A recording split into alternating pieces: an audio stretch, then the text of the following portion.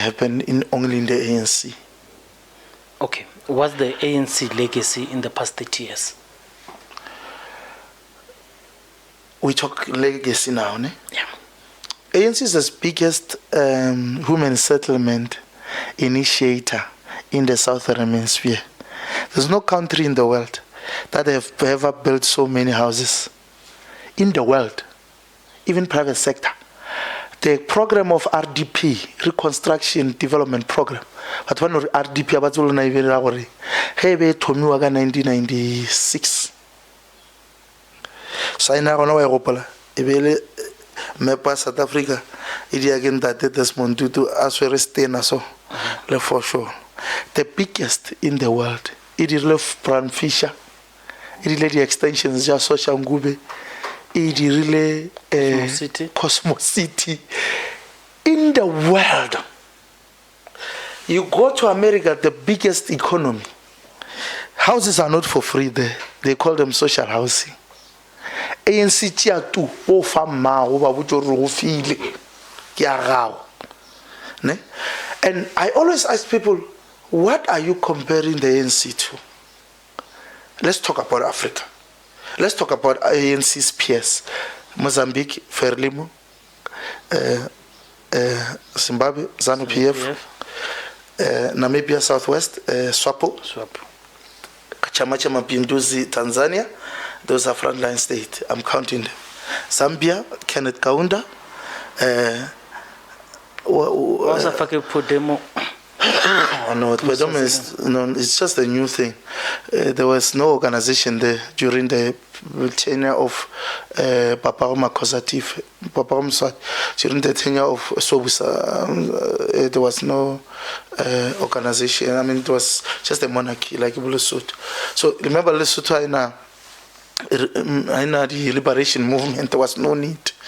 Now, Botswana, it has got its independence from Ian Khama, and then Kit Masere, the president, Kit Masere, Festus Mongai, and coming is a special case. Now, who are you comparing the ANC to? ANC have had the biggest pharmaceutical program in terms of chronic diseases in the Southern Hemisphere. It has had a distribution of healthcare, especially medication, of which it plays a role in the life of a person, as if they had this universal program called National Insurance, what that America has and all that, to have the capacity to distribute. Now, ANC has done it without that thing. We are the biggest stockings of chronic medication in the world. We are in surplus and we give our people for free healthcare. Infrastructure is something else, but I'm saying healthcare and the program of healthcare. So ANC, it has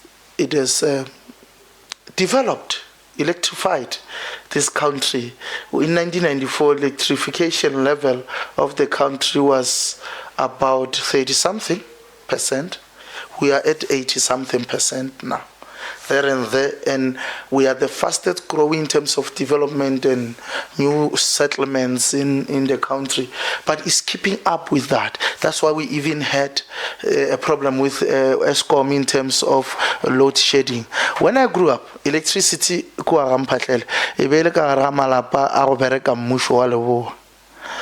and from there, most electrified places we get urban places.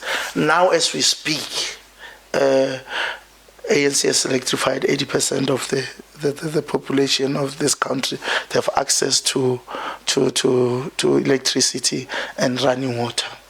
Now, once we want to talk as if ANC has done nothing, even in the midst of this high-level corruption, we are distorting the truth.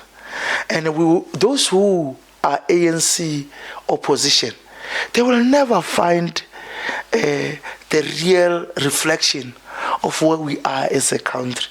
They were doomed to fail. They need to take account of what the ANC have achieved. ANC did the mistake in 1994 when they came to power. They disregarded the role that played the homelands. Wontate Lucas Mangope, wontate Sien Paturi, wontate Kaiser Matanzima, wontate Lennox Sebe, wontate Nzangwisi, wontate Mpepu, Venda, TVN, states. And then here we are now. We can see the importance of University of the North. We have not built any other university of that scale in Limpopo. We still use that infrastructure. But I understand that they had to do that because they were representing a government that was oppressing our people. Even the anger of our people would not allow these comrades to be recognized. Kalebala, I'm still waiting for the legacies, and you. No, I gave you a legacy. No. Yes. You are now distorting it by talking about the University of Limpopo. No, but I'm saying the legacy of the ANC is the biggest human settlement in the Southern Hemisphere.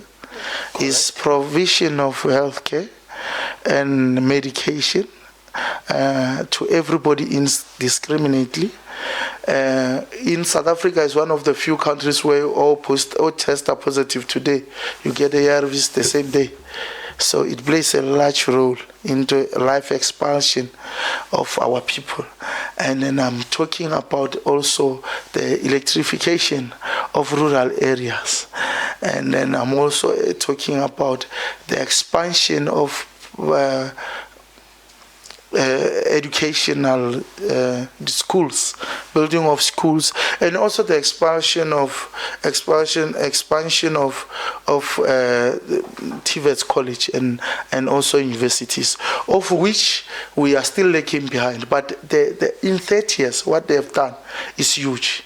Still ask a question: whom are you comparing the ANC to in Africa in terms of infrastructure development and what they have done in 30 years? Whom are you comparing it to in this third world continent called Africa? So it will be difficult to find a competitor who we can match with the ANC toe-to-toe, and specifically because of what Joe Slovo has said, and I spoke to Prof. Snukwan about it. Yeah. It's the intricacies that are affecting South Africa are very different from what the rest of the continent is feeling. Yeah. Joe Slovo called it colonization of a special type because he says the colonizer did not leave. And when the colonizer did not leave, it afforded them an opportunity to guard the paradises that they have made while they were living here. Yes. And so you are in a way not being left with their legacy because they continue living there. That, let's not confuse it. It has helped us a great deal. Yes. In fact, it also shielded us from the typical post-colonial civil wars. Or a post-liberation. Yes, because those were common in the colonial master destabilizing the country so they can continue to eat, because the civil war would have affected the Caucasians who were living there. You understand? So I'm saying but it will be difficult if I'm basing that on that. As we talk about the civil war, I always say many people forget, and people forget is because our people, South Africa, the way is so comfortable, and us as South Africans, we like cheap politics that has no basis. We were in the brink of the civil war from 1991 and 1994, 27 April. We were in the brink of the civil war. Kotesa 1 failed after we Wipato massacre, and the ANC leadership withdrew from the negotiation, and we were in the most difficult position. ANC had to provide serious leadership. We had what we call the ultra left, the PAC, and the AZAPO, and we had what we call the ultra right under the leadership of Eugene Delabranche, a former policeman from Heidelberg who was a hypeist, Papa, who thought the white people, South Africans, were rallying behind him. He was a political masturbator of note, that one, who didn't even understand material conditions. He formed the organization called AWP, IFP. That also was threatening the mid-right organization called the National Party. And they caused this country into ruin. And then we had another organization called the IFP that believed in Zulu nationalism. It was a tribal organization that believed that they wanted to pull out of South Africa. Before you get that, while you're still on the right, Constant Viljoen, what was his role and what did he do?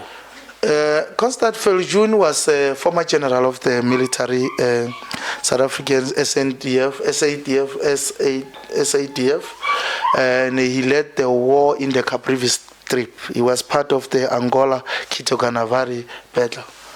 Now, Constant Viljoen, he played a very large role because many people thought of him as an ultra-right person. But through the engagement of CODESA, the leadership of the black organizations led by the ANC, because remember the participation of the PAC and the AZAPO, they were not that keen and very friendly towards most of the people who served the government of National Party. And Constant Viljoen was with the Lebranje gang up until when they stormed World Trade Center and wanted to threaten and kill the negotiators there. From there he broke away and he formed Freedom Front Plus. But his role was to dilute the extremism and the ideas of the white minority right, ultra-right organization. And for some reason, there was some belief that Eugene Delbranche had faith in him that he might represent them well. That's why even when the Boeremark, the last case of the Boeremark, wanted to come and cause terrorism acts in this country, one of their target was Constant Viljoen because the ultra-right Afrikaners still feel that he betrayed them. And also after the Mabatu ordeal, where AWP Front members were killed going to Putatswan. Yes. Now, all I'm saying is that people will distort the history of this country because it's not many who will want to travel the memory lane and understand why we are here. Now, he's one of the people I regard very high, irregardless of what we did when he was still a general in the SADF. But the role he played at the critical time of 1993-94, where even the enemy of progress or democracy was not only white, it was also the IFP. That was, they wanted a Zulu nationalism state, federal state outside of South Africa, and they would collaborate with anybody who promises them that. Thank you. So you got to the place where I wanted you to do, the juncture where you are shifting into Zulu nationalism. Yeah. So you spoke about when a group of white men in downtown Johannesburg flocked with guns, intimidated. I don't even know what to, intimidated African people who were discussing. And I want you to draw the difference between when Shell House was invaded by Zulu men, should I call them impis, who were also carrying guns, IFP members, and traditional weapons. What is the difference between the two, and why did, when Mandela said protect Shell House, he did not say the same when the ultra-right that was men? What was the difference? No, the act of World Trade Center was an ambush. And that's when even President Mandela, the following morning, the evening, took to national TV and say, if ever this government cannot protect our people, I will tell the MK to go back to get their arms and we protect our country. Because remember, there was now a drift between the generals of the military and the leadership of the police, South African police services, because now the negotiation in the World Trade House, in World Trade Center, they were going to a place of harmony. There was now going to be a constitution, a proposal of a constitution, transitional government and all that. But they committed so many crimes. And this thing of Truth and Reconciliation Commission was threatening their livelihood. And they were promised that they will be redeemed from that. But they thought the softness of that time President F.W. de Klerk doesn't guarantee them. So they opted to collaborate with Eugene de la Branch. And Eugene de la Branch was nobody in terms of military and influence. He was just a policeman in Heidelberg.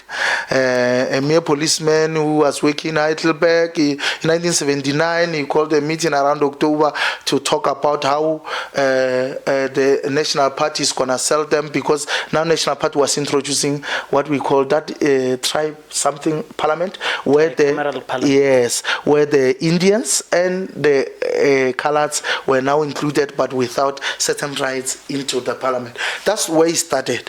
Now, at the same time, even the generals, the military, they knew that Eugene de la Branch was nobody in terms of rankings or the stature in military. So they could, he recruited those who didn't understand the issue. Remember, Afrikaner nation was built on military. And military men were given more respect than any other person, because they thought they won this country through military and Anglo-Boer War. So they are military driven. That's why even their generals, when they retired, they were given farms and they were respected up until. But no, de la Branch was just a hypist. That's why I tell you, we no one papa. You know, tomorrow volela. De la Branch